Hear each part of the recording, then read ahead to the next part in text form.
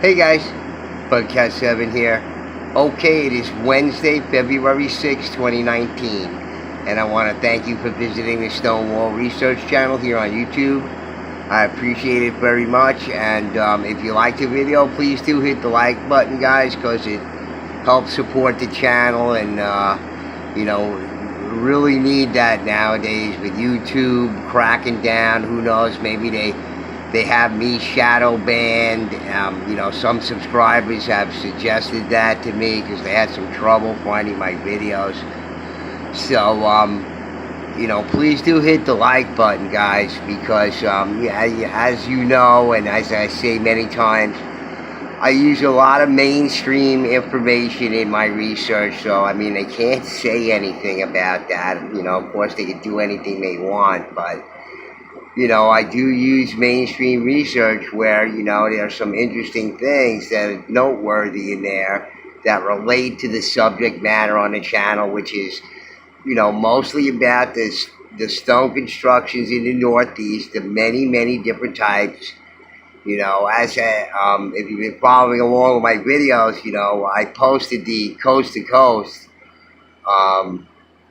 episode with Michael Tellinger with me calling into the show, and I had some commenter was like, hey, where's hour one, like I was posting Coast to Coast shows on my channel or whatever it was. It wasn't about Michael Tellinger, it was about me and my research and my channel, because I have mentioned in the interview with Holly from Zoan Politikon that Michael Tellinger claimed that the stone circles in South Africa and, down there were the largest area of stone archaic and ancient stone constructions in the world. And I was challenging that, by, saying that, actually the northeastern part of North America is actually the largest area of ancient and archaic stone constructions in the world. So that's why I called into the show, to remind Michael that, that was the case. And he knew it already from, Barbara DeLong, Secret of the Stones, Megalithomania UK had it on there. And, he knew all about it, so... And, although he sort of agreed and said maybe they were from before the people in Africa or whatever, but, he says there's millions of stone circles there, but, and I'm fascinated by them, no doubt, but it's almost like if you've seen one stone circle thing down there, you've seen them all. They vary in shape and size and, patterns and whatnot. That makes it very, very interesting, but there's actually more variety of stone wall construction and, just stone constructions, including dolmen and cairns and effigies and everything else like that in the northeastern part of North America. I'm sorry, it's a much more interesting site, although, Tellinger claims he's finding these, mud fossils there or whatever, but I'm not sure if I'm even down with the whole mud fossil thing or whatever. I mean, I'm interested in it, but I don't know. And I think he's trying to set himself up like Brian Forster, which I don't care. The guy makes, make your money or whatever it is. It's all legit. He's done his research down there or whatever, but I hate to say it, the northeastern part of North America is far more vast and far more interesting than the South African side. I am sorry, that's just the truth, Sorry, Mike, but, that's the way that it is. So anyway, in this, video, I want to talk about my Mallory videos because, this is a very exciting site in Connecticut. It's just amazing. And I know I have, 376 subscribers, but I don't have a lot of views on those videos, and I can't understand why, because, as I say, it's like a Disneyland of these archaic people, whoever they were, who built all these weird stone things and have all these effigies over there. I mean, the site overall has effigies everywhere, and what clinched it for me was at the very, one of the final videos in the series is the area between Route 39 there in Sherman, Connecticut, and Candlewood Lake, which is another trail area where I found the megalithic sea turtle. And if you've been following on my channel, a couple of weeks ago I made a video called Moving and Cutting Stone, because a fellow from a site on the internet that deals with the stone walls and effigies and all kinds of different things that have to do with that, even from around the world. A fascinating site that I joined up on, and I had posted the megalithic sea turtle video to that site, and people were excited about it, but then the guy had to go, and be sort of a dick about it, and he's like, how do you know it's a sea turtle? Because most effigies found in the Northeast are terrapin turtles, and they're not sea turtles. So, I claim with my video here, my find at the Mallory site in Sherman, Connecticut there, that this is like, the only one that I know of a megalithic sea turtle, and it has a carved eye in it. And I answered back to the guy. I said the reason why I thought it was a sea turtle was because of the shape of the head. It's very specific to sea turtles, and this eye carved in it. I'm showing the eye right now. You can see it, it's carved in there. Kind of hard to see a video on a computer screen, but it's there.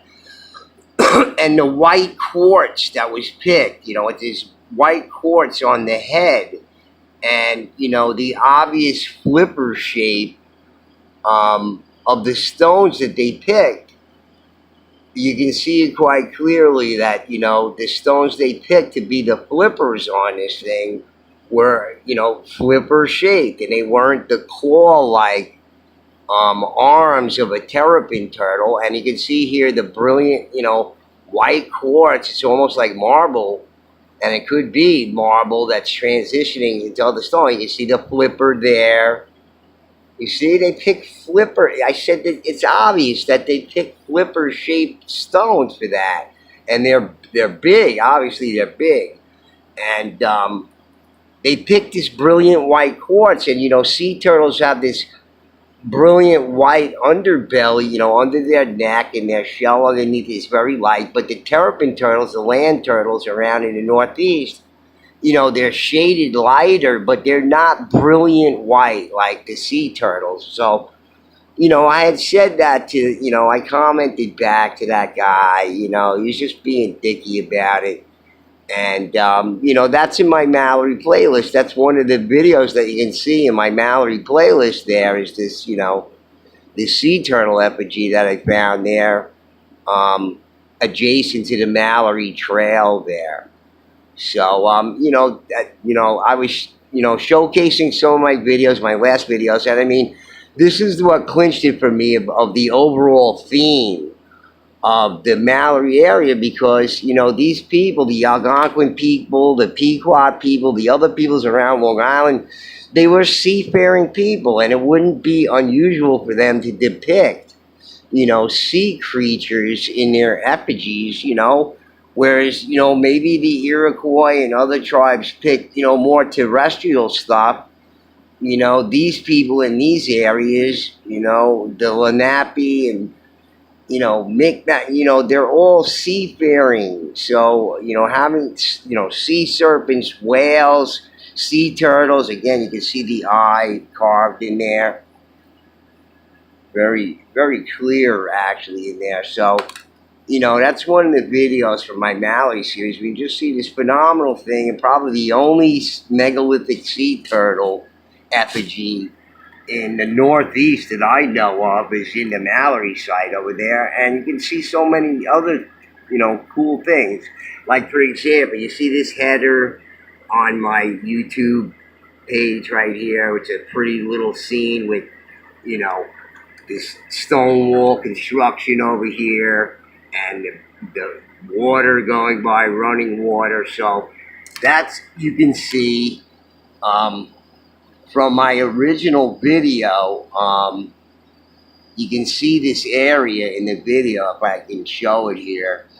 Actually, no, this is actually, and then this is sort of a, we'll talk about that in a second, but actually, no, it's right here, okay? And this is a retaining wall, just a huge section of retaining wall here. And as you can see, it's made out of these extremely large, stones right here. And what I believe is that you can see these much smaller stones are filled in over here to make it more level across the top over here. You can see more small stones. But I think this was a repair or added on at a later date. These small stones here, okay? This is 6 to 7 feet tall, not including what's underneath the sediment down here in the brook, okay? And these stones are immense in here. You're talking about 1,000-pound, 2-ton stones in here that comprise most of the wall. You can see the outline, absent of the small stones that were put in here to sort of level it out and even it up, because the rest of the stone walls in the area are not like this one, this particular retaining wall over here. So, but made with huge stones. And as the video goes on, you can see down this way, a wall going along the brook over here with just gigantic stones. It's just unbelievable what size they are. And most of them don't have a lot of field stone in them, but they're extremely well constructed. And there's all sorts of things built into this brook here. Now, this is from my video from 2016 that I have on my channel. It has about 1,000 views. You can see this wall. It's just immense stone used in there. Gigantic stuff. And you have these other giant boulders here in the brook over here. So you can see in one of my later videos from just 6 months ago, or last spring actually, about 8 or 9 months ago, I'm there. I made another video with a better camera, and you can see that in this video here that I have hanging with the stones. I'm just hanging out there at this pretty little section there, and I have a better camera, but I'm down at, at the brook level. I'm sitting on one of those stones that you saw in the brook from the other video. And I'm just hanging out, listening to music, and I'm close to that area with the small stone filled in at the top to level it out, somewhere in the middle here, okay? And these stones in here are boulder size, all boulder size. And it's a retaining wall in a brook, and you see the other side is just land over there. So, it follows the edge of the brook all the way around. It's not a straight wall built like geometrically straight or anything. It just follows the brook over here. And it's made with this, giant stone in the middle of, between two mountain tops.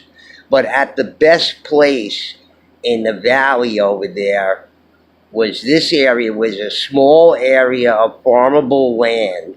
And from what I understood of it, those farming areas, tiny little farming areas, were the same as they were when Sherman was settled in 1802, I believe. And they had bought it from the Indian tribe that was there, Pequot Indian tribe, who had occupied those lands before these people settled there. So, from what I gathered to it is that all these constructions, effigies in this area were all here already before the people settled in this area, because the Pequot tribe of Indians that were living in this area of Connecticut had been there all along since the 1600s, when the first colonists came over, and the Dutch were here. These people were already settled in this area. So, again, you can see these amazing things on my Mallory playlist. So I just got rid of that one, whatever it was. But you can see these phenomenal things here. Very odd constructions. Further up the brook here, I show this construction here. And it's just amazing. Let's see if I can get to it.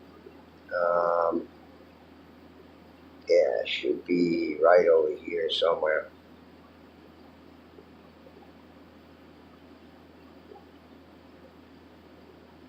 Very strange constructions here. I want to show it to you though. See if I can get to it here. I don't know where it is in the video here. Okay.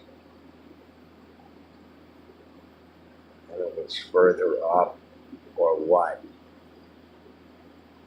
Damn. Yeah, this is it right here. I'm kind of wondering. I'm sorry about that, guys. Why they made the wall.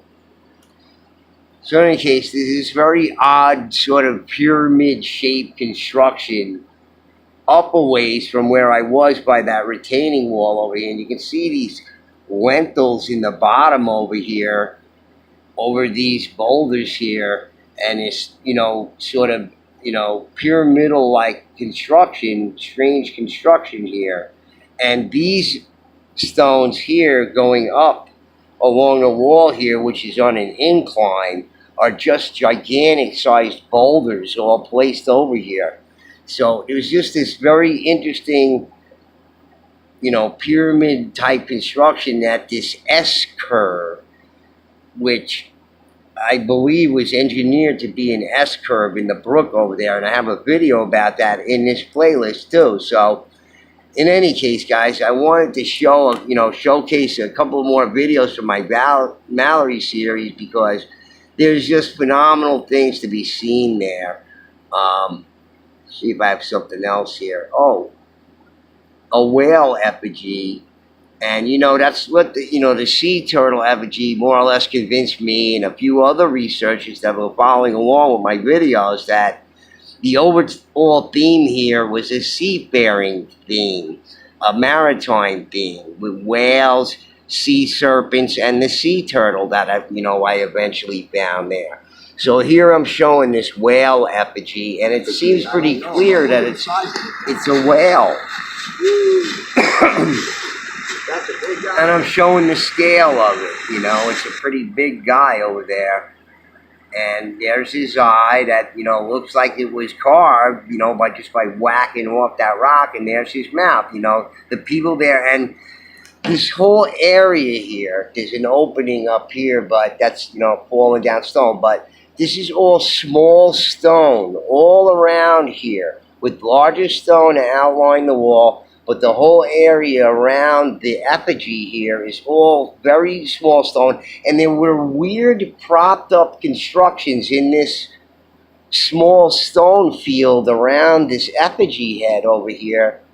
And it was a pretty little area there. I had a good camera, GoPro camera. And very nice, very beautiful over there. And again, you know, this is just an amazing area there, and I said it's like a Disneyland. There's effigies all over the place. The sea turtle I showed in my last couple of videos. The clam rock that looked like a dolmen with, you know, this several ton flat stone on top of another boulder with stuff in its mouth. And you can see these all very small stone, and there was weird constructions in the wall. This whole area is like all small stone.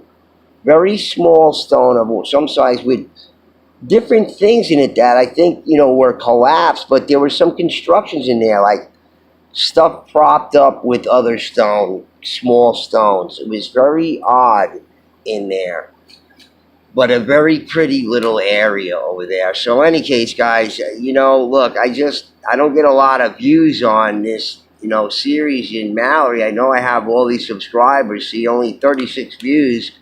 I posted this some time ago, but if you're into the stone walls, you're going to want to see this stuff. I posted it in May when I got back from my travels, or during my travels, I was posting it. So if you're interested in stone walls of New England, I mean, The Mallory area is just unbelievable with some unbelievable stuff there. Very beautiful area, and you know, you got to think about what was going on there. See, this area here was just a way to cross over the brook over there with these flat stones. See, with this pretty little waterfall here. These stones look purposely placed there. They're huge right there. But, so if you're into the stone walls of New England and you want to see the research I did at Mallory, you want to check out my Mallory playlist. And you'll really like it, I think. I go through a lot of different stuff and important stuff.